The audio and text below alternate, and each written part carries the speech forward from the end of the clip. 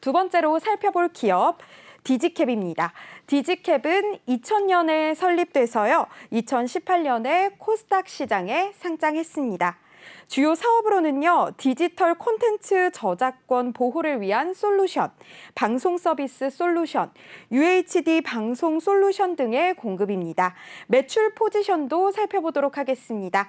매출 포지션은 보호 솔루션 부문 39.4%, 방송 서비스 솔루션 부문 23.8%, 엔스크린 솔루션 10.5%, UHD 방송 솔루션 22.7%로 구분됩니다.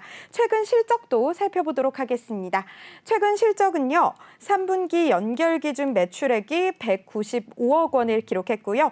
영업 손실 5억 5천만 원, 당기 순손실 3억 2천만 원을 기록하면서 매출액은 소폭 감소했고요. 영업 손실과 당기 순손실은 지난해 3분기 누적 대비 손실폭이 많이 줄었습니다. 이렇게 간단하게 디지캡에 대해 알아봤고요. 대표님, 오늘 디지캡 어떤 부분 살펴봐야 할까요? 네, 지금 디지캡 보유자 관점에서도 굉장히 좀 스트레스 많이 받고, 네. 왜냐하면 주가가 단기에 급등했다가 상승 부분을 모두 반납해서 지금 전 저점의 영역대까지 지금 내려와 있는 주식이기 때문에 네. 참 답답할 수 있는 상황이에요. 공시를 먼저 살펴보도록 하겠습니다. 바로 어제였습니다. 디지캡 파산 신청이 기각됐는데 내용을 살펴보도록 하겠습니다. 네. 자, 파산 신청의 기각. 디지캡은 이 회사의 채권자 측이 제기한 이 파산 신청으로 인해서 파산 신청이 좀 제기된 바 있었고요. 자, 이게 기각이 됐다는 겁니다. 관할 법원은 서울 회승법인인데 기각 사유는 신청 취하서를 제출했다. 이게 뭐냐면 채권자가 신청을 했고 자진해서 신청을 철회한 겁니다. 네. 자, 기타 투자 판단 참고할 사항 보도록 하겠습니다. 기각 일자는 채권자가 신청 취하서를 제출한 날짜다. 확인 일자는 회사 소송 대리인을 통해서 재판 기록을 열람해서 확인한 날짜다. 자, 확인하는 날짜에 이제 공시를 하게 된 겁니다. 당사는 채권자 측과 관련자에 대해서 위계에 의한 신용훼손죄로 2022년도 1월 10일 관할 경찰서에 고소장을 제출했고 네. 민형사상 법적인 절차에 따라서 대응하겠다. 이게 뭐냐면 회사는 회사의 주채권과 관련이 없는데 주채권과 관련이 없는 제3자가 회사에 이 문제를 좀 제기하면서 파산 네. 신청을 했다는 겁니다. 자, 그래서 위계에 의한 신용훼손죄로 회사 측은 이 관련자를 이 경찰에 좀 고소를 좀 해놓은 상태고 이건 현재 이 진행 중에 있다. 적극 대응하고 있다라고 좀 밝힌 바 있었죠. 오늘 공시가 좀 하나 또 나왔는데 네. 지금 이게 오늘 나온 것을 한 번 더 보도록 하겠습니다. 자, 기타 경영사항 자율공시입니다. 주요 내용 보도록 할게요. 전자 등록 주식 처분 금지 가처분의 신청 취하. 자, 이게 뭐냐면 전자 등록된 주식의 처분 금지. 지금 주식이 과거와는 좀 다르게 전자에 다 전산화돼서 등록돼 있습니다. 네. 자, 이걸 실물주권이라고 예전에 좀 표현했어요. 뭐냐면은 우리가 주식이라는 거는 증권 계좌에 입고가 돼서 네. 증권 계좌에서 사고 팔고가 되죠. 자, 그런 경우가 있고 과거에는 증권 계좌에 보유를 하지 않고 실물이라고 해서 증서로 보관을 좀 하곤 했었어요. 그게 시대가 좀 바뀌면서 전산화가 된 겁니다. 전자 등록 주식은 뭐냐면 자, 이 예탁 계좌, 증권사 계좌에 입고된 것이 아니라 전자 등록 주식으로 네. 따로 이제 관리되고 있는 주식을 의미하는데 전자 등록 주식의 처분을 금지해달라고 가처분 신청을 낸 것에 대해서 신청자가 취하라는 겁니다. 네. 채권자는 주식회사 위고 파트너스 외 1명이고요. 채무자는 현재 최대 주주인 신용태외 1명에 대해서 전자 등록 주식을 처분하지 말도록 해주세요라고 이야기를 했다가 이 신청을 취하게 된 겁니다. 그래서 채권자들은 2021년도 캅 2197이 사건에 대해서만 신청을 전부 취하한다. 지금 두 개의 어떤 이 신청 사건이 있었는데 네. 전체를 취하해서 경영권 분쟁이 종식된 것이 아니라 자, 사건의 어떤 중복 소송이나 실익이 없는 전자 등록 주식에 대해서만 취하를 한 거기 때문에 자, 이게 뭐 공시사항에서 현재 진행되는 어떤 경영상의 어떤 이슈가 뭐 종식되었다. 그렇게 보기엔 좀 어렵지 않겠는가 판단되는 공시입니다. 그런데 결국 이 모든 문제가요. 디지캡과 메디칸의 합병이 진행되지 않으면서 발생한 일 같은데 그간 히스토리를 좀 짚어주실 수 있으실까요? 네, 이게 제가 네. 기억하고는 작년 한 10월부터였는데 공시를 좀 먼저 살펴보도록 하겠습니다. 네. 여기 내용을 좀 보면은 네. 자, 지금 10월 21일이었죠. 자, 이날 회사는 최대 주주 변경을 수반하는 주식 양수도 계약 체결을 한 바 있었죠. 회사 양도인은 신용태, 한승우의 사인, 기존의 현재 최대 주주였고요. 최대 주주와 특수관계인의 지분을 메디칸 주식회사의 3인에게 양도하는 겁니다. 그래서 양도 주식수는 240만 주고 양수도 대금은 319억입니다. 즉 319억 원에 240만 주의 주식을 메디칸 주식회사 외에 3명에게 매각하는 계약을 체결했는데 이게 종국적으로는 계약이 철회가 된 겁니다. 자, 내용을 좀 네. 한 번 더 보도록 하겠습니다. 네. 자, 지금 11월에도 아니고 이게 최근이었으니까 자, 여기죠. 11월 24일부터 좀 이 불거지는 문제인데 공시를 차근차근 보도록 하죠. 네. 자, 회사 측은 최대주 변경을 수반하는 주식 양수도 계약에 대해서 해제 그리고 취소를 했다. 해제는 양수인이 계약에 따른 거래 문제점, 시정을 이행하지 않았다. 뭐냐면 양수도 계약서 안에서 이행해야 될 어떤 사항들을 네. 양수인이 그러니까 회사를 사는 측이 이행을 하지 않은 겁니다. 그래서 계약을 좀 취소한 건데 자, 내용을 좀 더 보도록 할게요.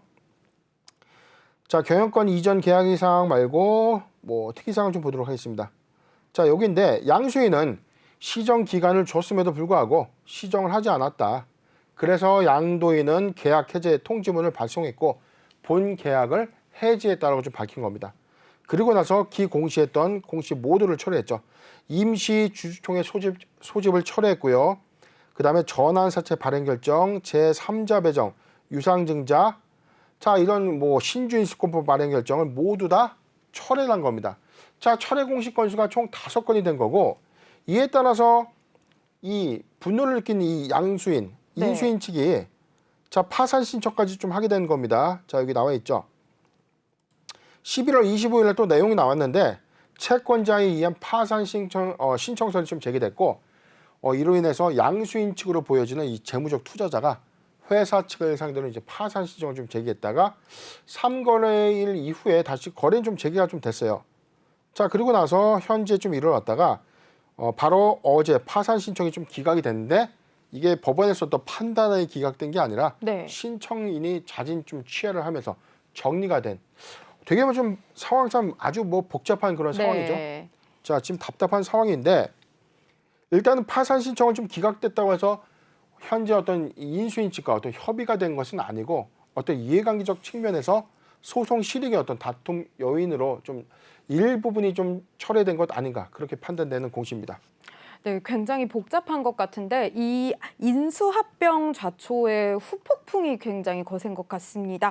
메디칸 FI가 회사에 파산 신청을 했었고요. 또 디지캡 일부 임원들이 M&A 무산 공시 전에 미공개 정보를 이용해서 주가 차익을 챙겼다는 의혹도 받고 있는 상황입니다. 소액주주 연대가 배임 소송을 요구하는 내용 증명을 보냈는데 사측은 특별한 대응을 하지 않겠다는 입장이잖아요. 주주 대표 소송까지 갈까요? 일단은 이게 네. 좀 쟁점은요. 네. 인수인 입장에서는 계약금도 치렀고 중도금도 납입을 했어요. 네. 잔금을 남겨놓은 이 상태에서 그렇죠. 이 최대 주주 측이 계약을 이제 철회를 한 겁니다. 네. 그러니까 어떤 이유였는지 어떤 명분이었는지에 대해서는 밝혀진 바가 아직 없기 때문에 회사 측에서 지금 회사 측이 아니라 최대 주주 측에서 중대한 어떤 이 계약상의 위반 여부가 뭐였는지 네. 이게 좀 쟁점이 좀 될 수 있고 최근에 이 법원에서는요. 네. 이 현재 최대 주주 측의 어떤 주식 이 처분 금지 가처분을 좀 인용을 좀 한 상태입니다. 그래서 이 재판 중인 이 사항 이외에 현재 이 주식의 어떤 매각은 좀 불가피한 상황이고 이게 좀 장기화될 가능성이 좀 큰 상태에서 인수인 측의 어떤 재무적 관계자가 이 최대 주주 측과 회사를 압박하는 이 파산 신청이 좀 있었고 회사의 임원들이 미공개 정보를 이용해서 주식을 좀 전부 다 판 것 아닌가 의혹까지 좀 제기된 그런 상황이기 때문에 네. 회사 측에서는 아직 이 부분을 적극적으로 좀 대응하지 않고 있는 요인들에 대해서는 일단은 이 미공개 주식 이 처분 의혹에 대해서는 사실 무근이다. 해당하는 바가 없다. 그렇게 네. 언론을 통해서 좀 밝힌 바가 있었고 나머지 부분에 대해서는 이 법정 이 소송 과정에서 좀 밝혀질 수 있는 어떤 내용들이기 때문에 현재 양측의 어떤 주장들을 팽배한 것은 사실입니다. 네. 왜냐하면 인수인 측 입장에서는 중도금까지 냈다는 것은 네. 계약의 이행을 잘 했다는 건데 네. 자 그렇다면 이걸 계약을 원점으로 철회할 수 있는 중대한 이 계약 위반 사항에 대해서 법원이 어떠한 좀 판단을 할 것인지 그게 좀 관건이 되는 상황입니다. 여기에 더해서 현재 디지캡이 공시번복 5건을 이유로 불성실 공시 법인으로도 지정 예고된 상황입니다. 그 상장 적격성 실질 심사까지 아마 갈 가능성이 있을 것 같은데 과연 있을까요? 네, 12월 네. 24일이었죠. 네. 회사 불성실 공시법인 지정 네. 예고가 됐는데 공시번복 우리가 아까 짚어드렸습니다. 총 5건이었죠. 최대 주주 변경을 수반하는 최대 주주가 회사를 팔겠습니다 했는데 철회한 겁니다. 네. 주총을 하겠습니다 했는데 또 철회한 거고요. 전환사채 발행을 하겠습니다 했다가 철회를 했고 신주 인수권 사채 발행 결정, 유상증자 발행 결정 모두 철회하면서 5개의 네. 철회, 공시를 좀 번복했던 어떤 이 요인인데 자 그렇다면 이 결코 작지 않은 공시를 모두 철회한 것이 지금 누적 벌점은 최근 0점이에요. 네. 그런데 우리가 좀 알고 있는 것처럼 15점의 부가벌점을 초과한다면 상장 적격성 실질심사 대상으로 좀 네. 포함될 수 있기 때문에 아주 중대한 공시 리스크가 좀 부각된 것은 맞습니다. 그렇다면 지금 회사 측에서 과연 5건의 이 공시를 번복했던 이 사항을 소명해야 되는 어떤 의무를 좀 갖고 있는데 네.